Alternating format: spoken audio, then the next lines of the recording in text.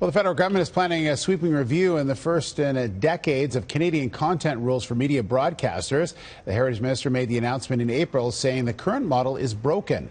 Her government plans to hold public hearings right after Labor Day, and then they will consider legislative reforms. Ahead of that review, we're hearing about a new poll this morning showing how Canadians think specifically about online media. And to address that, let's bring in Tyler Orton from Business in Vancouver. And what are people saying about things like Netflix and Spotify and such like that? Well, you know what? The biggest takeaway from this survey from Angus Reid Institute is that most Canadians kind of want the government to lay off when it comes to Netflix, Spotify. If we take a look at the numbers, I'll show you just how it breaks down. When it comes to regulating these sorts of online services, 56% of Canadians say the government really shouldn't have a role here.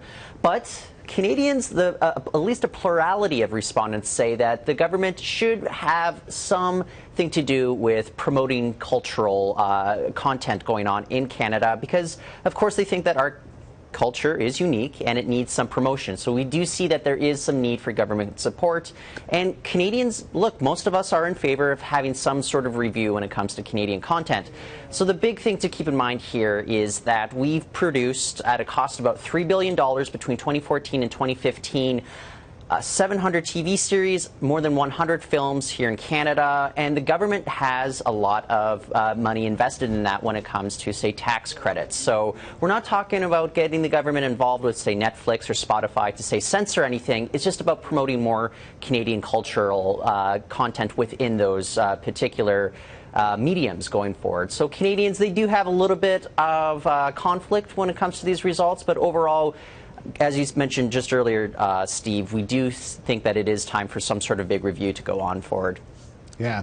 Okay, Tyler, we'll see what happens with the government coming after Labor Day, of course. We also want to talk about job creation and a bit of survey. You got some details on that, new numbers. Yeah, well, Canadian entrepreneurs, we're very, very excited about what the economy has for us over the next year, so much so that we rank among the highest among G7 countries when it comes to hiring intentions. So if you take a look at the numbers here, France, they rank #1.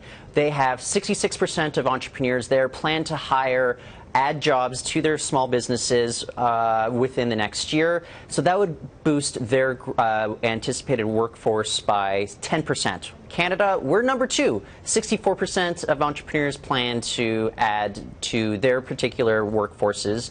UK, the US, they come in third and fourth places, respectively. But of course, I should mention this. This list is dominated by those big developing countries, such as India, China, Brazil. They all have bigger hiring intentions. This is going on to the 70 percentile range. But the big takeaway here for Canada, though, of course, is we have twice as many entrepreneurs have hiring intentions than big corporations. So even though we've been hard hit by, say, the decline in energy prices, a lot of smaller mom-and-pop shops, retailers, tech startups, they have all the intentions in the world to hire over the next year.